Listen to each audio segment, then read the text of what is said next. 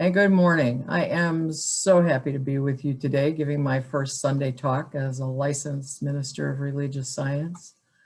And I have to give a really big thanks to everyone who has supported and encouraged me along the way. You've all been so incredible. You know, I always envisioned this first time would be on the podium in our sanctuary. Well, surprise, my vision got hijacked by a pandemic. And I think it's safe to say that has happened to all of us this year in one way or the other. And yet, here we are together this morning through the wonder of technology that has allowed us to be together and have some sense of community where we could see each other, hear each other's voices, and more than that, share a sacred service in sacred space together. I selected the opening video there, the video of the prayer with Andrea Bocelli, Celine Dion, Lady Gaga and John Legend, and the piano player, incredible Lang Lang, before my talk, because it was put together in April of 2020. Everyone was sheltering in place and we were in the grip of the pandemic. It was shocking and new. And artists came together to provide a global citizen concert to lift spirits and give hope for the future. It was a televised event so people around the world could enjoy it. And I have always liked that song because I love hearing people sing in foreign languages, even if I don't always understand the words. This performance said a lot at that time, and I think it still does. The opening line, "I pray you'll be our eyes and watch us as we go," has been one of my favorites for many years since I first heard that song. Because regardless of the circumstances, it is through the absolute love and grace of Spirit that we live, move, and have our being in this life. I have a deep sense of that loving Spirit always being as close as my breath and watching and guiding me along my path. For just a moment, I want to acknowledge this past year of 2020. Everything that was normal was turned upside down, inside out, and very much disrupted in myriads of ways, individually and collectively. Unbelievable occurrences took place. Of course, there was the pandemic, and that blew the lid off of racial, social, and political injustices that had been simmering for decades. Confusion and fear became the standard on the news and in our lives. Personally, my graduation from Seaside campus in June, for which I had made plans for my aunt and two uncles to attend, was first postponed and then delayed, and then postponed and then delayed, and ultimately canceled until further notice. In all of that, it was the endless not knowingness and uncertainty that was so difficult. And I think that was the same for us, for many of us, as you experienced graduation disruptions with family members, and there were canceled birthdays, baby showers, weddings, summer holidays, Thanksgivings, Christmas, and New Year celebrations and gatherings that just didn't get to be the same. Well, here's the good news. And I do like to bring a message of good news. 2020 is over. It can't happen again. And it can't happen again in exactly the same way. One of the great spiritual principles of science of mind is that we are always at choice. We can choose new thoughts, beliefs, actions, and we are never ever stuck in the past unless we choose to remain in it. Well, I choose not to remain in the fear and chaos of 2020. As religious scientists, we know that principle or spirit is never bound by precedent. Simply put, that means that the one infinite intelligence that created universes and all of us cannot be bound by anything that occurred in the past. Moreover, that creative spirit within us is always at choice. That means we can choose to look to and engage with the infinite possibilities that exist in the mind of God within us. Good thought, huh? We can reach into timeless wisdom for guiding principles to make life-affirming choices. Dr. Holmes states in our Science of Mind text on page 40, "The divine mind is infinite. It contains all knowledge and wisdom. But before it can reveal its secrets, it must have an outlet. Well, each of us is an outlet. We are creative beings with infinite potential and possibilities. To paraphrase Thomas Troward's thoughts, one of my favorite, Troward is, about the creative process in the individual, we all have the ability to become awakened to a greater degree of livingness in our lives. Now, his definition of greater livingness was a fuller recognition of our spiritual beingness and truly living in our lives in joy. It is making the choice to turn to spiritual qualities that are already seeded into our spiritual DNA of love, light, power, peace, beauty, and joy. As we choose any one of those to bring more fully into our lives, we can begin to embody that quality and live a life radiating that wherever we may go. You know, he spoke of the divine ideal. When we fully embody those spiritual qualities, we'll move into a new realm of being. And eventually, there is a new worth as everyone is awakened into that divine ideal and the recognition of their divine heritage. I have a question for each of us today to ask ourselves personally, and that is, where am I today in embracing those spiritual qualities of love, light, peace, power, beauty, and joy? Well, wherever you are, you have the divinity within you to make a new choice and choose a quality that you would like to more fully manifest in yourself as we move into this new year. You have the opportunity to deepen your spiritual practice through prayer, meditation, and contemplation. And we're going to be offering online classes until we can meet in person that are uplifting and encouraging. They provide an interaction with others who are growing spiritually also. As we begin to express more good in our lives, we take that energy into our homes and our families, into our communities. Granted, we don't have much community interaction right now with our own spiritual community or the greater community, yet we can make the most of what we have. If we're going to the market, to the store, we can choose a smile instead of a frown. And we can tell when folks are smiling behind those masks. There's a very different energetic between a smile and a frown that cannot ever be hidden by a mask. We can say hello to a stranger as we pass them in an aisle.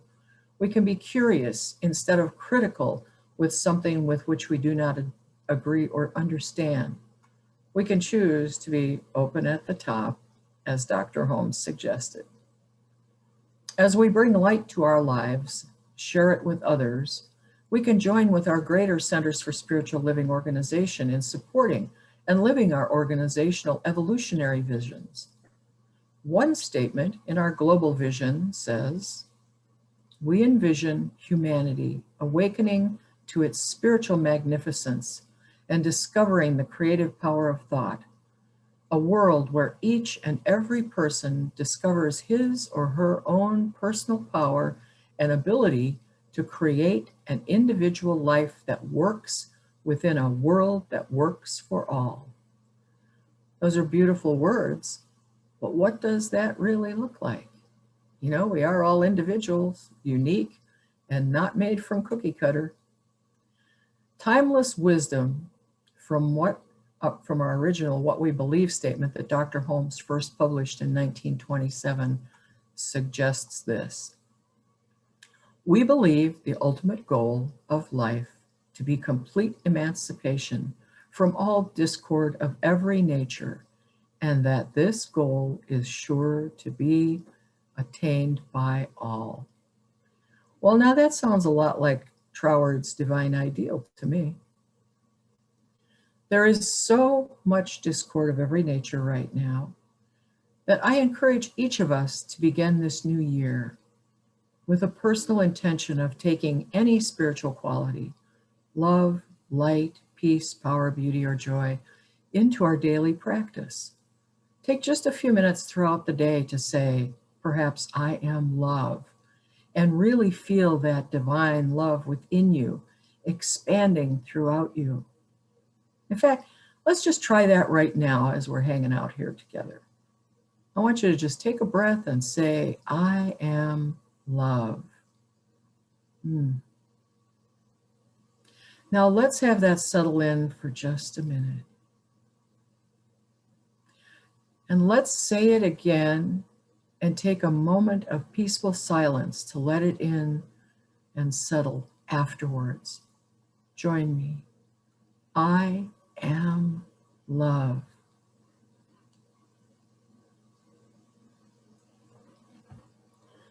Now just notice how you feel right now and know that you can have that feeling whenever you want it. It's yours to choose.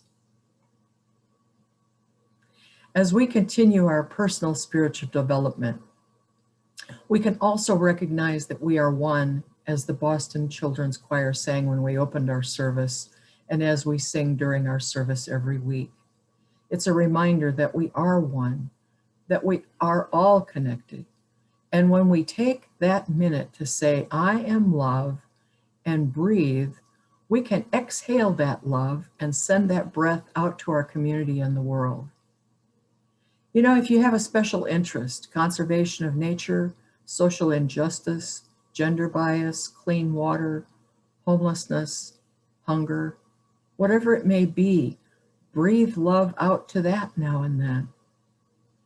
Should you be moved to become more engaged in that, consider the new group that our practitioners formed that was mentioned in the announcements, People in Purpose. The information is on our website and in the e-news, and I know that they are welcoming anyone who has particular interests. As the year rolls by, you may have news of events from Centers for Spiritual Living in our e-news or on our website that give you opportunity to connect with our organization. If your heart calls to you for anything, listen. And listen closely.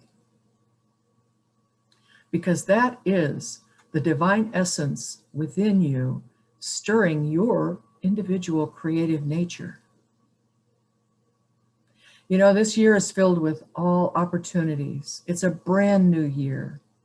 And we are not called now to restore what was normal. This is the year we get to create, to co-create a new world. Not a new normal, a new world. A new world, think of that. Individually and collectively, we can create a world that works for all, with spirit being our eyes and guiding our way. And so it is. And now let's just take that to prayer. So as is our custom, I just invite you to bring to the forefront of your consciousness that which you call that one infinite source, that one infinite life through which all creation has been formed. Doesn't matter what we call it, doesn't matter how we know it in our hearts. It is that divine essence that exists within, through, and as each of us. It is each of us. And in this moment, I speak a blessing. I speak a word of newness. I speak a word of opportunity. I speak a word of light overflowing in our world. I speak a world where everyone lives in harmony, in peace, as individuals, and yet uniquely supporting and cooperating and encouraging each other as we do in our community. Seeing that spread out across our country, around the globe, and knowing that all is possible through the intelligence and the infinite wisdom of the divine. I know without question that love prevails, and that love that is within us individually and collectively has the absolute assuredness of creating change, creating newness in that love. That love is the very thing that created all of us, all that we know, all that we see, all that's ever been, and all that ever will be. And love always prevails. And so I rest in this assurance with a grateful, grateful, grateful heart as I blessed all humanity in this moment. And as I give thanks for all the good in our lives. I just release this word into that living, loving law of mine that always, always, always says, yes, my beloveds, yes. And if you would like, please join me in saying, and so it is, as we anchor that together. And now it's time for our offertory. Yay. So let's see. And I have to say that our service this morning is a little bit erratic, only because I was having a full week, and it seems as though I kind of mixed up the stuff that got sent out, so everybody's kind of filling in. But you know, we do it anyway, so it's all good. So Miss Rhonda, are you around here somewhere? Do you have it? Here's our gratitude. So if you want to take your gift and place it over your heart, and just know, as we say this, that your gifts are so appreciated by our center. You've all kept us going now forever and ever. So we can say together, I share my good with love and joy. And just bless that gift that you hold in your hand, in your heart. I share my good with love and joy. Perfecto. Wonderful. Wonderful, wonderful, wonderful. And now I'd like to invite Treasure to, oh wait, I must bless this offering. Hang on. I have There she is. That's it? Yeah. Okay. Yeah. Just a second now. So I just take these gifts of love. I know that they do good work in the world through our community and on out into the world. And I bless each gift and the giver, knowing that they receive 10 times over that which has been given in love and joy. And so it is.